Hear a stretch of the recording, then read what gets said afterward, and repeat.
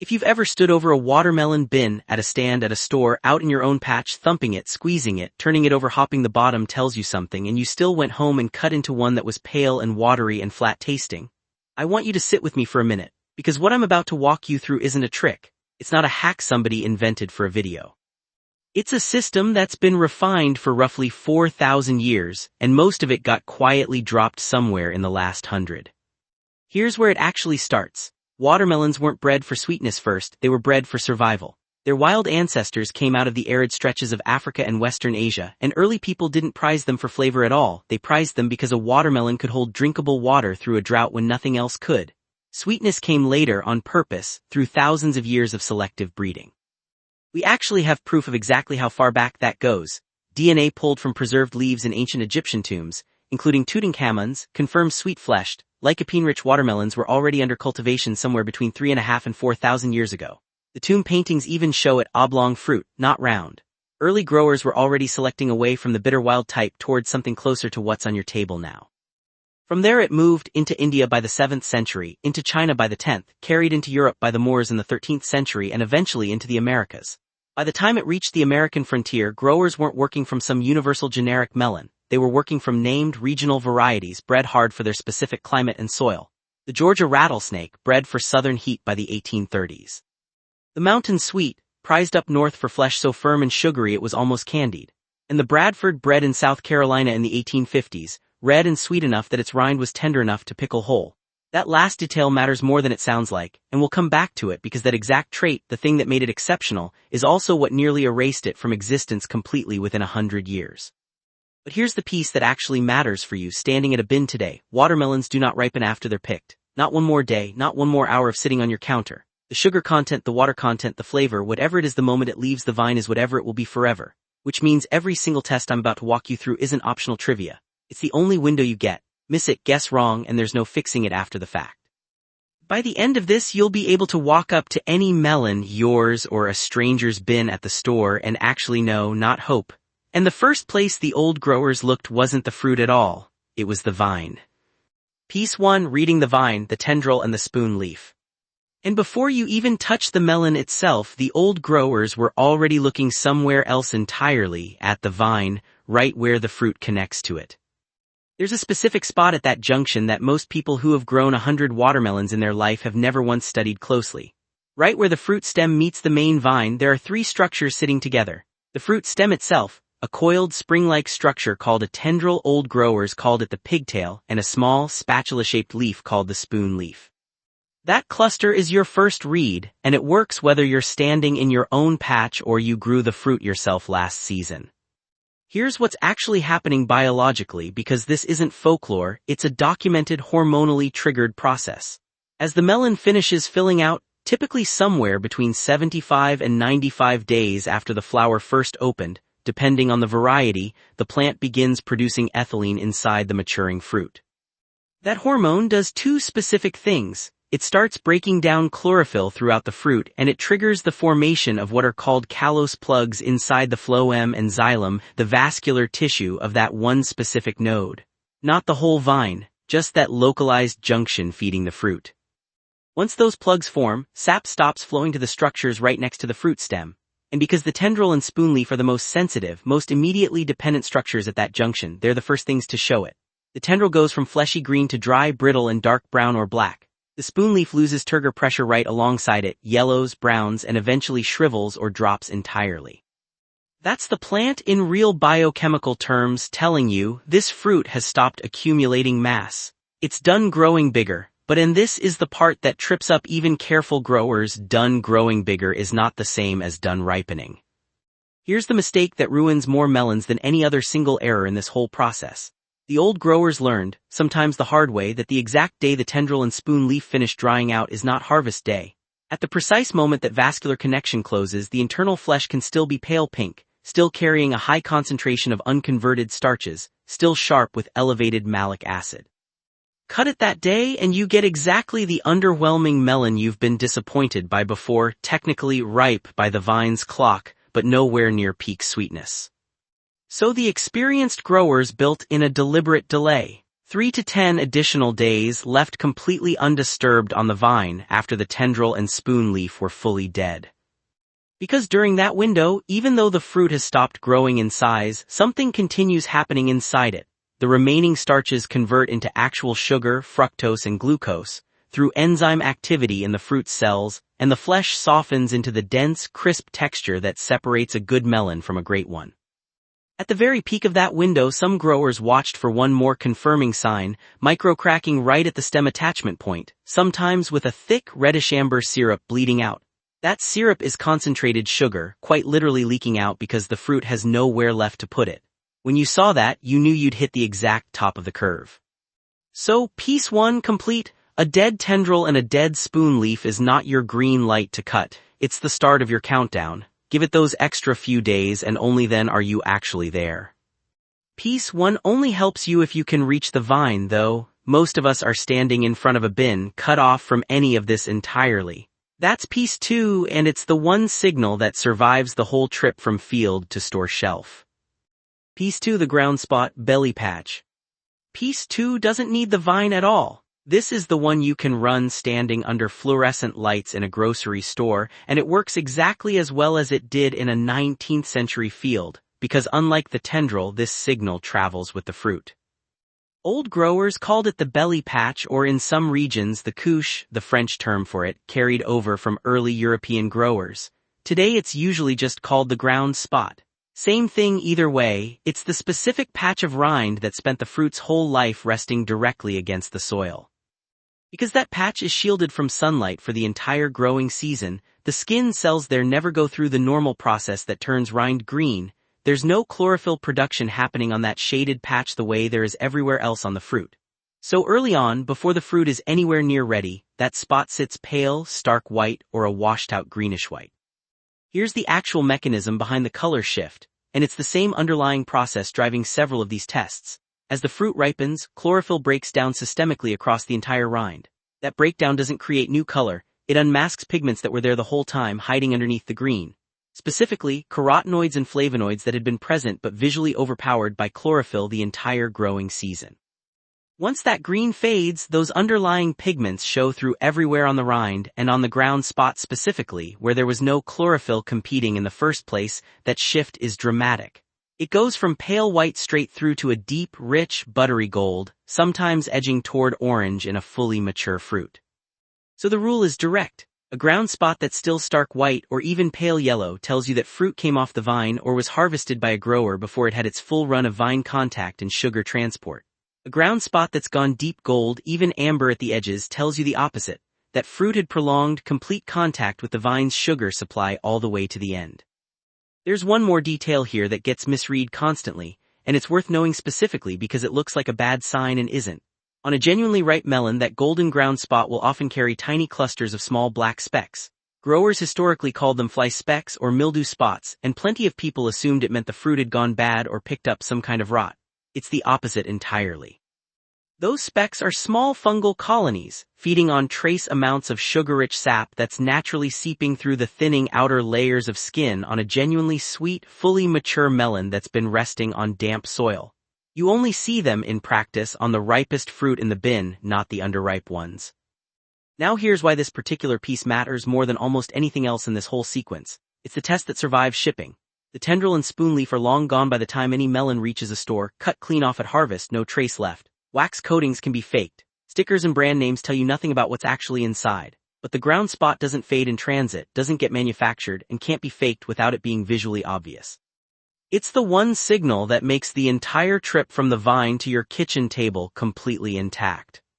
So, piece 2 complete, white or pale yellow ground spot, that fruit needed more time and never got it. Deep gold ground spot, sometimes with those tiny dark specks, that's a fruit that finished its full run.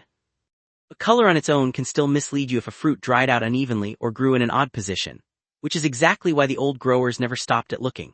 They put their hands on it next, and that's piece 3, the one everybody thinks they already know how to do and almost nobody actually does correctly. Piece 3, the thump test. You've watched somebody do this, knuckle on the rind, ear tilted in close, a slow nod like they just confirmed something. And here's the uncomfortable truth, most of them are guessing. Not because thumping doesn't work, because almost nobody was taught the actual mechanism behind it, so they're listening for the wrong thing or only half of the right thing. Here's what's genuinely happening inside that fruit, and it comes down to plant cell chemistry. The interior of a watermelon behaves like an acoustic resonator, a sealed chamber where the sound produced when you strike the rind is governed by the density of the flesh, the internal hydrostatic pressure, technically called turgor, and the structural integrity of the individual cell walls. While the fruit is actively growing, those cell walls are held rigid and tightly bound by something called protopectin, essentially a structural glue holding plant cells firmly in place. Strike an unripe melon and the sound comes back fast, high-pitched, almost metallic, a sharp ringing tone. Old growers had a whole vocabulary for it. A ping, a pank, a pink, sometimes just called a tenor note. That sound tells you the internal matrix is still dense, still rigid, still holding onto starches that haven't converted to sugar yet. As the fruit matures, an enzyme called pectin methylesterase begins breaking that structural glue down, converting the rigid protopectin into a softer, more soluble form. This is a measurable, well-documented biochemical shift, and it changes the fruit's cell walls from rigid to genuinely elastic. Elastic tissue behaves completely differently under impact than rigid tissue. Instead of bouncing sound back sharply, it slows and dampens the sound wave. Strike a perfectly ripe melon at this stage, one sitting at optimal turgor pressure, and you get a deep, hollow, resonant sound. Growers called it a punk, a thunk, a baritone note, often compared to knocking on your own breastbone or striking a muffled drum. And there's a third sound most people never learn to listen for, because they only think there are two options. If a melon sits too long past that peak window, the same pectin-degrading enzyme keeps working past the point of being helpful. Cell walls collapse completely, and small internal air pockets start forming from that cellular breakdown. Strike that fruit and you get a flat, dead, low-pitched sound, a thud, a plunk. No ring to it, no resonance, just a dull impact that goes nowhere. That's not a ripe melon anymore. That's one already sliding toward mealy, dry, or in early fermentation.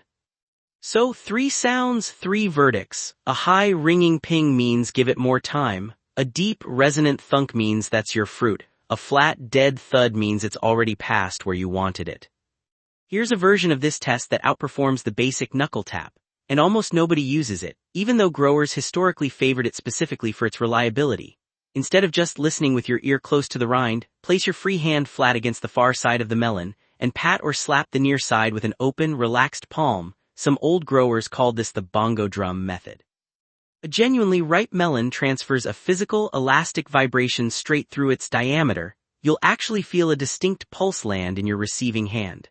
If instead you get one sharp jolt with no follow-through or nothing at all, that fruit is either underdeveloped or something has gone structurally wrong inside it, potentially hollow. One more honest note here, because this test has real limits. This physical skill takes genuine repetition to calibrate your ear and hand to.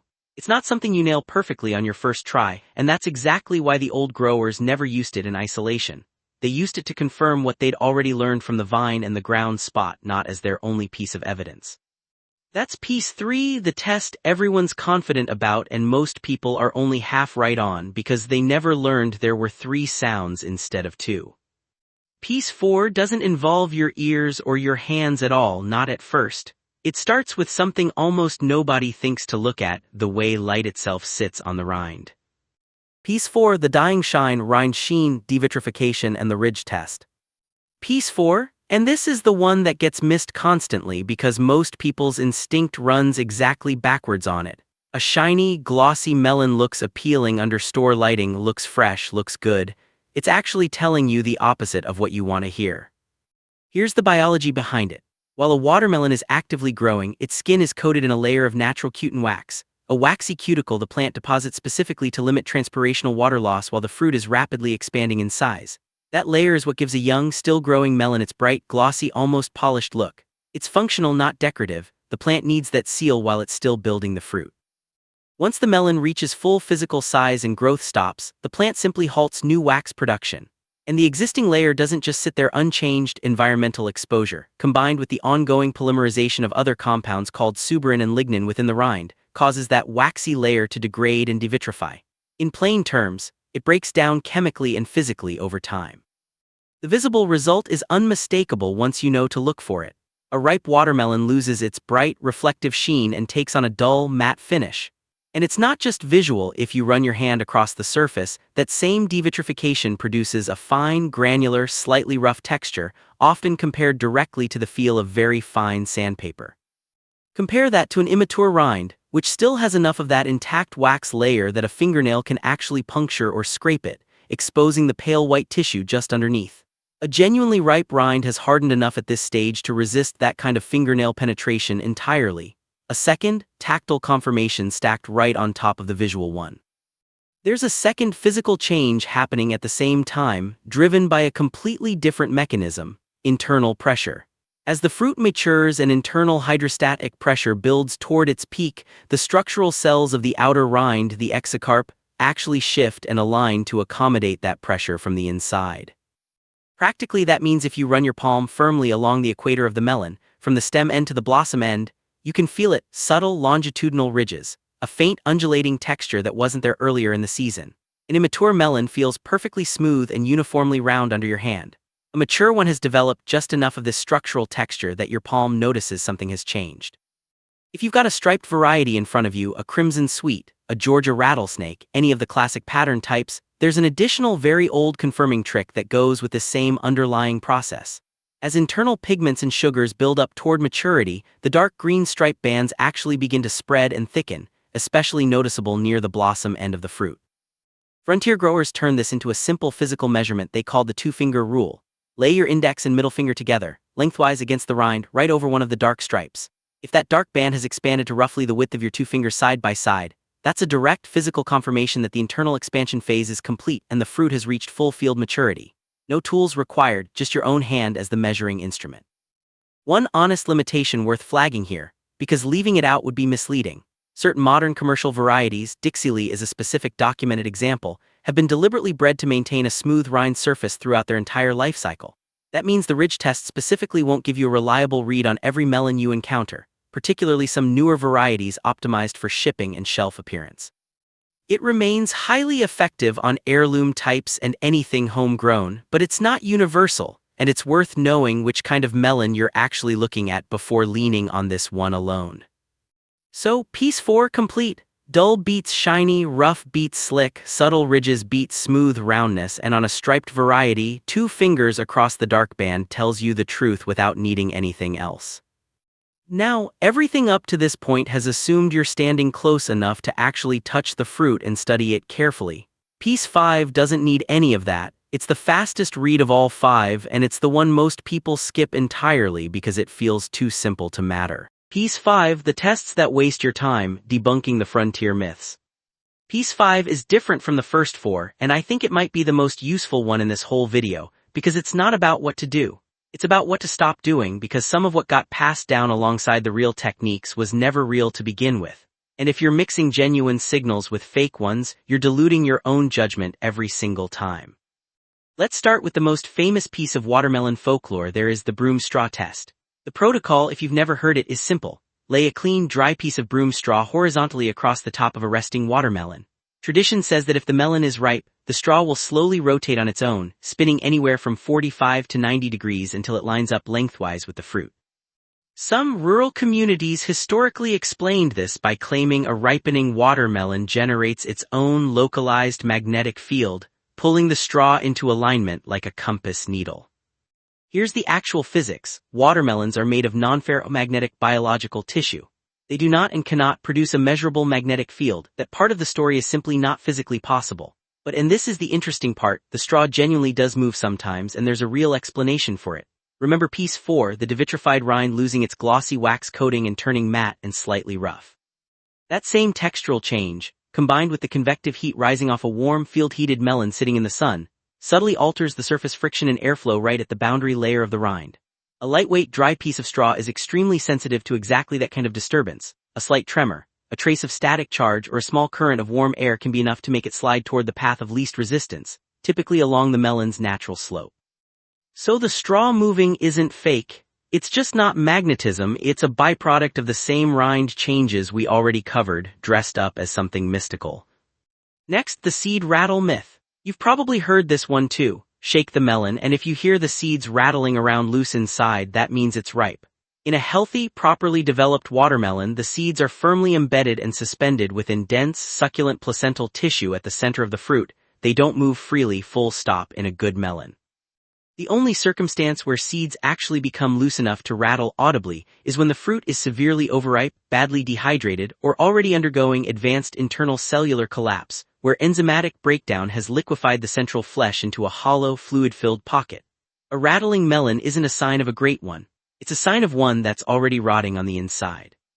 And last, the one that's less a ripeness test and more a piece of gardening folklore that's genuinely worth clearing up, because it changes how you understand flavor problems entirely. Plenty of home growers going back generations believed that planting watermelon near cucumbers would cross-pollinate and ruin the crop, producing bland, off-tasting fruit with a cucumber smell. Genetically, that's flatly impossible.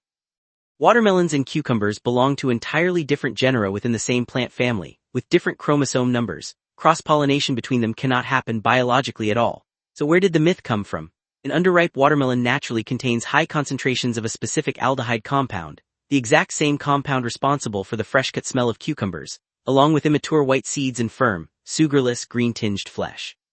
When an impatient gardener harvested too early and got a bland, cucumber-scented melon, they blamed cross-pollination instead of the real cause. They simply picked it too soon.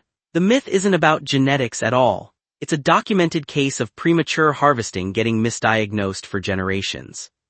So, piece 5 complete. The straw moves for real reasons but not magnetic ones. Rattling seeds mean rot, not readiness. And a bland, cucumber-smelling melon was never crossed with anything, it was just picked before its time, same mistake as always. Which brings us to the piece that actually ties every single one of these together, because knowing 5 accurate tests and ignoring the myths still isn't enough if you run them in the wrong order. P6, the dry spell secret and the correct order. P6, and this is the one that actually explains something you've probably experienced without ever understanding why.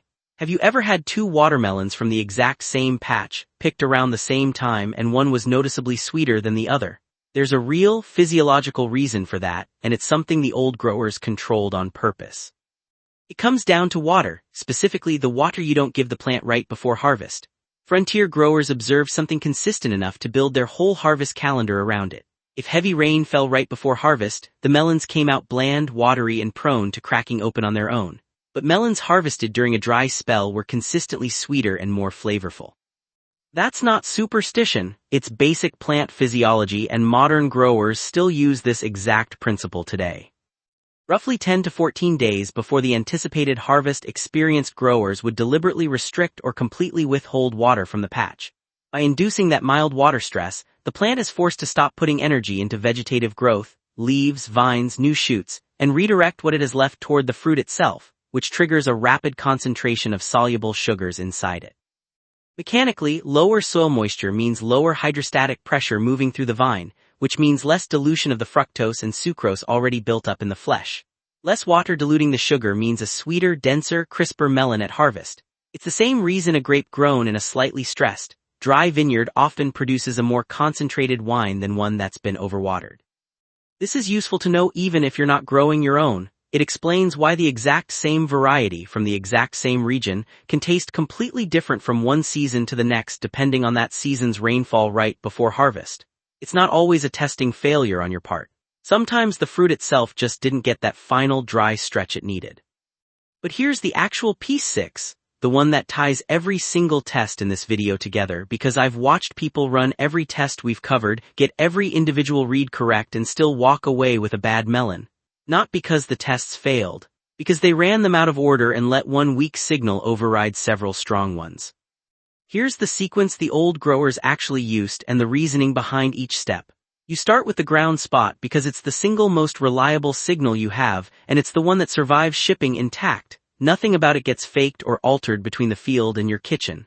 White or pale yellow, you likely already have your answer and you can stop right there. If the ground spot passes, move to the rind, the dull, matte finish, and the subtle ridges under your palm.